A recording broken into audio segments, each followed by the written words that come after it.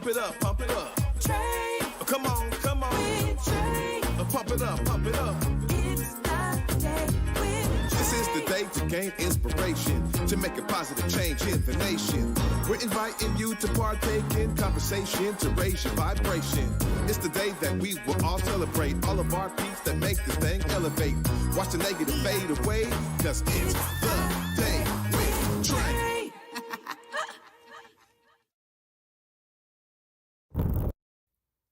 Grand Rising, everyone. Welcome to the Day with Trae. I'm your host, Trae Holiday. I want to welcome you all to a magnificent Monday, or what we love to call a Menopause Monday, because we got our menopause mentor, Danyale Thomas, on the show with us, giving us some tips and some tools we can all be using for those dealing with menopause and those who are living with folks dealing with menopause. So I'm so glad that she's here to give us those tips. And later on in the show, we got Marcia Jones, the founder and owner of Urban Connoisseurs. We're going to be talking about the work they do and an upcoming event they have going on later this month at Langston Hughes Performing Arts Institute. But as you know, y'all, it's the top of the show, so you get to participate by sharing this show with others who you feel could benefit from the daily dose of dopeness we work to give you here on The Day with Trae. And you know, if you can't watch our TV show, y'all, we got you covered, because you can listen to us anywhere you find your favorite podcast.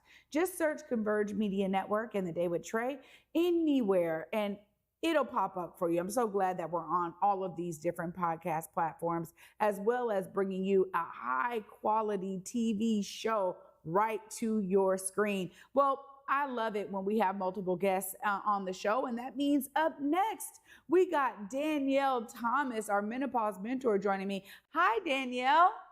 Hey, Trae. Hey, it's so good to be with you again. It's good to be here. It's good to be here. So today, I'm filling y'all in on something that I feel like is significant around menopause. And we've been telling women for a while, or doctors have been telling women for a while, that it's all in our head, right? When we start to discuss insomnia, mood swings, or brain fog, for decades, they've been telling women that it's not really true, like we're imagining it.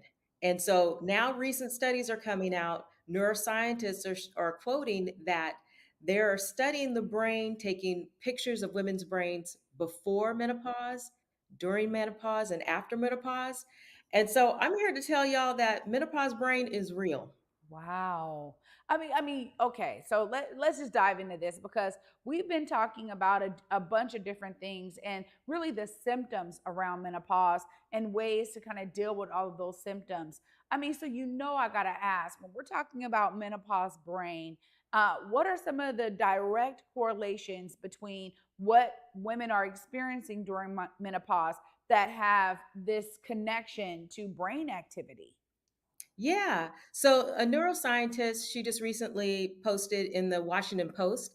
And what she's talking is about is that imaging is showing that the gray matter volume is reduced in areas of the brain around attention, concentration, language, and memory. And so because the connectivity has changed, of course, the function changes. And it's all attributed to the fact that the estrogen decline, like we've been talking about that, the estrogen decline and the type of symptoms that that causes. But as far as for the brain in particular, they're really finding that it's playing a huge role around cognitive function and neural health. Wow. So again, here we go, right? The things that, especially for those who are living with folks dealing with menopause, right? We've talked about the strain that it can take on spousal relationship, or, partner relationships, those kinds of intimate relationships where, oftentimes the partner is seeing all of these things take place and attributing it to maybe something going on in the relationship. But honestly, it sounds like there's a scientific now backing to showcase this has nothing really to do with that. And that, as women, if you don't know how to deal with this in a scientific way, or you're thinking something is wrong, right? Tell us a bit about what you're hearing in terms of some of the women who have experienced these symptoms and attribute it to themselves. Yeah, in relationship, like that's one of the things that we kind of dove into, was that not only do women feel different, but they are acknowledging and recognizing that they're showing up differently, right? And so in relationships, sometimes partners who don't have the knowledge of what's actually going on, they're not as patient or as understanding. So women, the statistics, that's something that we've talked about, the statistics around ending of relationships, the divorce rate goes up as a woman enters into menopause. And what I'm finding is that if you can find patience for yourself, right, as a woman, as well as being better able to communicate with people who are in our lives, then a lot of times these symptoms will dissipate and they won't be as prevalent. So patience and understanding is really what women are needing. Yeah, and I think too, it takes me back to that grace, even for themselves, right? During this time, as they are dealing with the different adjustments that are happening biologically, really for them. What are some of the ways that women can mitigate some of these symptoms that are connected to brain fog?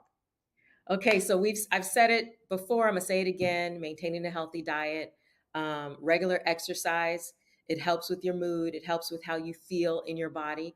Adequate sleep, which becomes super hard, right? The changes in your brain are also contributing to not being able to sleep as well. Disruption. So finding and establishing healthy routines before bed to try and get yourself to relax, right? Managing stress, supplements. There are omega 3 fatty acids, vitamin D, ginkgo biloba, other herbs, but also really limiting alcohol and avoid smoking. And again, stay positive and be patient. Wow. I mean, now you're absolutely right. We're hearing that there is a common theme when it comes to how to deal with a lot of this because it's not like, oh, I can just take a certain pill, I'll be fine. This is a holistic approach to it. And honestly, it's going to take some effort in multiple areas of your life as you're dealing with a lot of these symptoms. So I love hearing this. I mean, when you're out there with menopause, mainstreaming menopause, tell us a bit about how this shows up in general discourse, because I can only imagine that it takes on multiple levels because there's so many things that are involved with this, right? You're talking about mood swings, lack of sleep, attention, lacking. There's a lot of different ways this is showing up for women every day. What are some of those kind of top themes that y'all are being able to kind of tackle with mainstreaming menopause? With mainstreaming menopause, and I think this is one of the things that has to be at the forefront, is creating a circle, a group, women that you can rely on, women that you can actually trust to tell exactly what's going on. There can be a loneliness period, right? As you're going through these changes, you feel different, right? You realize that you are that the world is experiencing you different, and you can almost be really recluse as you're going through that. So finding a community that you feel supported in, that accepts that you are not who you used to be, and can help usher you through these spaces and sensitive places in your life. I think that was going on in mainstream and menopause. We make jokes, we talk about experiences, um, quitting jobs, wanting to cuss people out, um, being over a lot of things, but then also coming to a point of realization of our own power. And as we move through getting past how things are disruptive, how can we reset ourselves up for success? Who am I now in the world, and how can I move forward in this new way? Yeah, that's really important. And it's clear that having a great, circle, like you said, allows for you to not feel alone. It actually connects you to a larger community of those who are understanding and experiencing the same things. And so it brings a sense of relief, I'm sure, for all of the women participating in mainstreaming menopause. And lastly, I'll just say this. I mean, I have a question about this because do these symptoms kind of show up through from the beginning, right? We talked about perimenopause and how that shows up, and I think there's still women who are like in their 40s experiencing some of these things and not understanding that they're connected to menopause. So are these the kind of symptoms that folks can actually see in the beginning? Yes. As as estrogen declines. So what they've done is they've taken pictures of women's brain prior, so in their 20s, and then as they move through their 30s and 40s, and they're entering that perimenopause stage, and then after menopause, the postmenopausal stage. And so they can see the changes that are starting to occur throughout the transition. See, this is something that we definitely need to learn more about. And I'm so glad that you were here to shed some light on this. Of course, if folks are wanting to connect with mainstreaming menopause and be a part of this phenomenal group that you have created, please let folks know how they tap in. You can always email me at mainstreamingmenopause@gmail.com. You can also go on Facebook and look up the group Mainstreaming Menopause. Everyone is welcome. Awesome. Danyale, it's always a pleasure to have you on the Day with Trae. Thanks so much for shedding light onto this important issue that all women at some point in their lives are going to deal with. Really appreciate you always. Good to be here.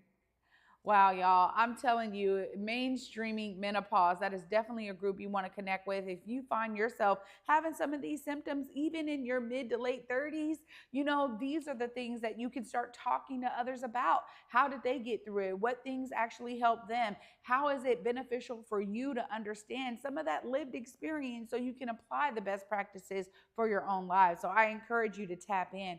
Well, I'm excited because coming up next, we got another phenomenal woman in the building. We got Marcia Jones coming up, and we're going to be talking all about Urban Connoisseur. Y'all don't want to miss this. Stay tuned. You're watching The Day with Trae.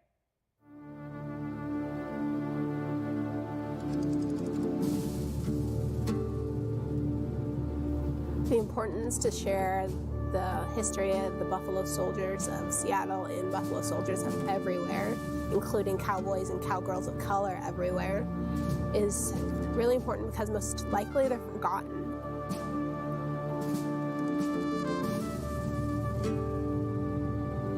It's important that they're acknowledged, especially for girls like me who look up to them. At a rodeo, it's got an impact on people when they see somebody doing something like that, especially a person of color, you know what I mean? It's got a big impact on people, I think. Representing the Evergreen State, I am your Miss Teen Rodeo Washington, Marcia Thomas. Welcome to the Windswept Farm.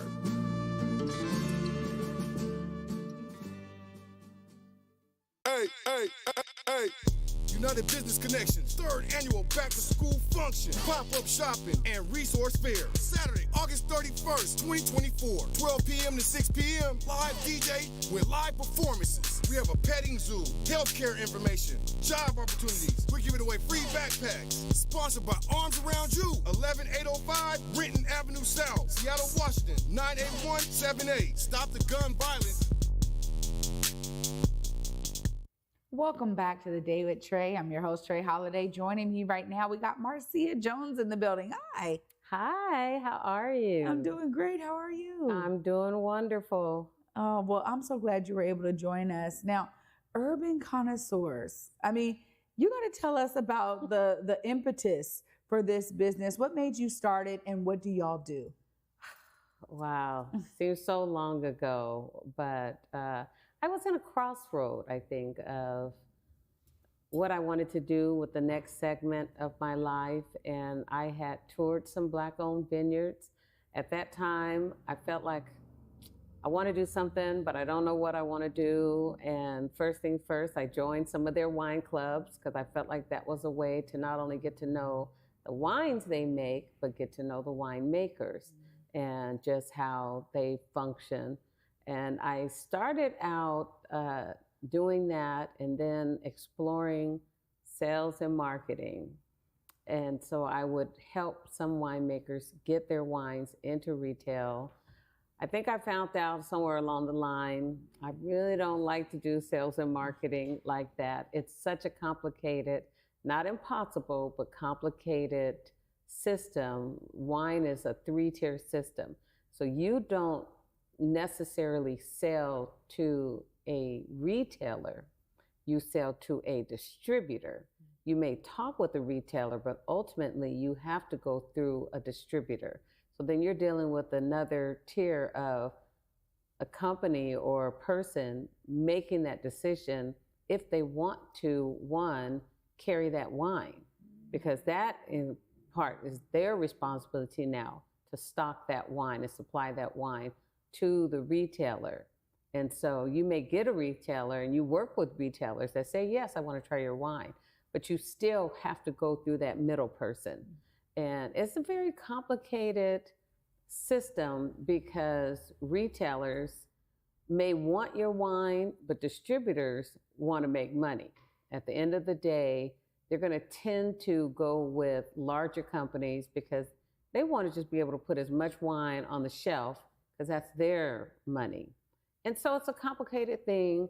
I did it for a while, and then I decided that I wanted to shift to more doing events that just brought an awareness to the consumer that there are diverse winemakers out there. And my focus, of course, is Black winemakers out there that are making fine wine, premium wine, delicious wines, and to give them a try, to give them a consideration. I started also having a wine club. So my wine club, which is what I really like doing, I provide 4 different wines by 4 different Black winemakers every quarter. And so I get excited each time quarter comes up. For example, this September, selecting the wines and deciding which 4 wines I want to present to my members. And that's really exciting. And of course, I'm sure they're excited to get these packages in the mail, but I think they don't realize going through and tasting wines and talking to the winemakers and making that decision on whose wine you're going to select for this quarter is kind of pretty exciting. Yeah. You know. Well, you're discovering a lot out there, clearly, right? I mean, you're hitting up so many folks who are doing this, but it's also a small market. Tell us about Black winemakers here and how you've been able to build relationships to understand, who they are and how to connect with them. Yeah, it is a small market. When you look at the scale, there are over 10,000 wineries worldwide. There are less than 1% that are Black owned. And so when you look at those numbers and that data, it seems daunting, because you realize, wow, less than 1%, that's like 0.01, And so it could seem daunting. However, I think I kind of just came to the realization we may always just be less than 1%, because other cultures and other winemakers, white or whatever the culture, there are new wines popping up daily just as much as us. So I started thinking about, we can't have that mindset we're in this race to get past that 1% number, but just grow. And that's where I also started working with youth, to that next generation of how do you get the Black winemaker industry to grow. And on some levels, you start talking to the youth, the next generation. And so I started the Black Winemaker Scholarship Fund, which is managed by United Negro College Fund. Oh, wow. Ooh, can't believe I UNCF, almost forgot yeah. that. UNCF. And so they manage the fund. We award 2 scholarships annually to students who are studying viticulture, enology, or like science like agriculture. And so with that, I started to really target HBCUs, because I wanted to really make sure I'm getting this information out to Black students. So my focus became HBCUs that have an agricultural program.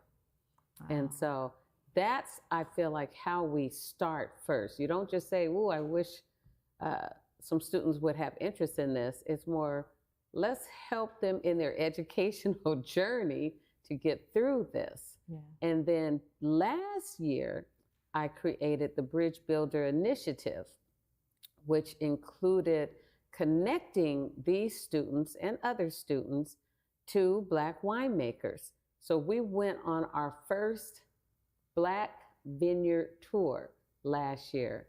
and toured vineyards throughout California, Black-owned vineyards.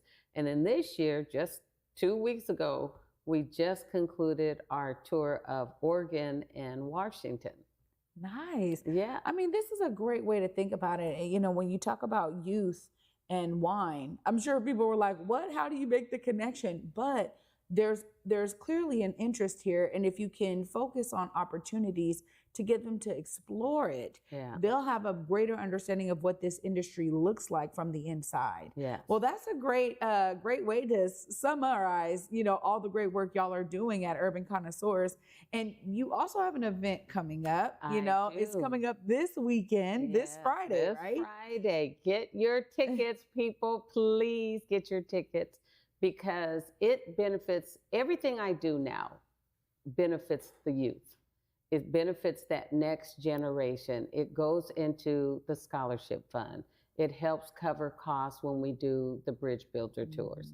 So everything I do does that. We are now, or this Friday, at Langston Hughes Performing Arts Institution, hosting a jazz and wine, sparkling wines by Black winemakers event with saxophonist Marion Meadows.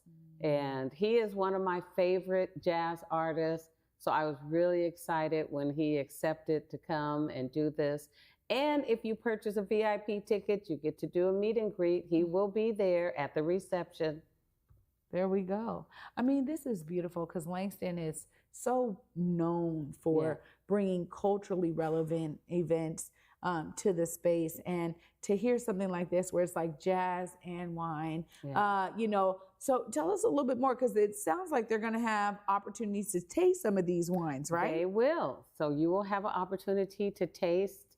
I think right now I have 5 sparkling wines that guests will have an opportunity to taste. And again, I can't overemphasize Black winemakers. And so I want people to understand that we are in this industry and we're making wines just like everyone else, so don't put Black people in this kind of category of maybe they only make this kind of wine. We're making everything. I promise you, you name a varietal, I could pretty much find a Black winemaker that makes that varietal. Well, that's saying a lot, honestly, but it's also really a true testament to the connections you've been able to make over the years with all of these phenomenal winemakers. Of course, I got to give you time because you're going to look right into that camera. Let them know how they buy their tickets, the one closest to me right there. Okay. You purchase your tickets on Urban Connoisseurs, www.urbanconnoisseurs, that is with an S.com. Click on the image and it will take you to the ticketing site. Oh, this is great. Marcia, thank you so much for joining me and for the work you're doing to elevate and uplift these Black winemakers and to make that connection for folks, because you've really made it easy for us to explore that industry and be intentional about our dollars going to Black winemakers. Thanks so much. You are welcome. And I love what you just said, intentional. Yeah, absolutely. Thank you. Thank you. Y'all, wow, what a great way to learn something. I love when I'm learning. I'm going to wrap it all up right after this short break. Stay tuned. You're watching The Day with Trae. In your 40s, your body break down. The comedy of Leslie Jones. You trying to have sex after 46? Put my leg down! Put my leg down! The hilarious Leslie Jones. I got osteoporosis. Don't miss Leslie Jones. Thank you so much. Disenrollment is a situation whereby people whose birthright to be indigenous is being stolen from them by politicians that have been elected to lead. Today, the latest or last chapter of the saga concerns the threatened physical ejectment of as many as 21 Nooksack families from their homes. I think it come about by hatred for our family. That's what it's all about. Our bloodline is still here. They can't get rid of us. Hey, Hey everybody, this is DJ OG1, co-founder of Portland's Hip Hop Week celebration, August 20th through the 26th, an entire week of celebrating the culture. And we have a special event called Hip Hop Wine and Chill, where we'll be celebrating and honoring Seattle's own Converge Media, Beza Gordon, and Amari Salisbury. Portland Hip Hop Week, August 20th through the 26th. For more information, log on to pdxhiphopweek.com.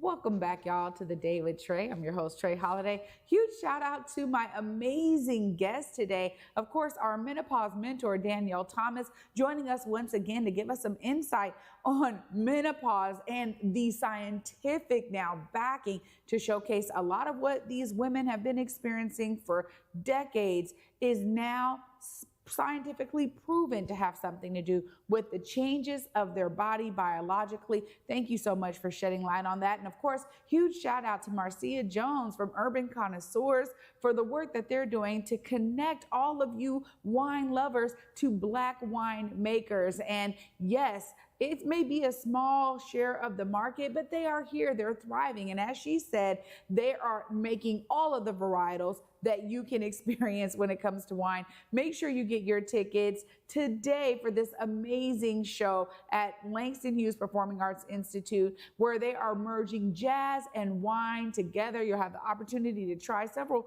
sparkling wines. So it sounds like it's going to be a fine time indeed.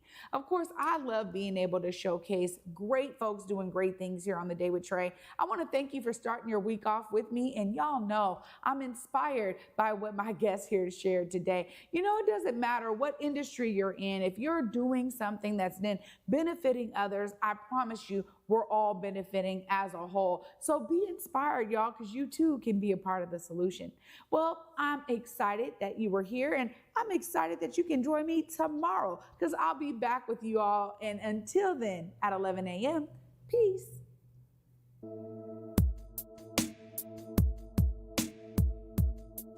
Converge Media produces culturally relevant content for Black and urban audiences. Our coverage is raw, transparent, and objective, praised by community leaders, government officials, and residents. Support Converge Media today via Venmo, Cash App, or PayPal at Converge Media.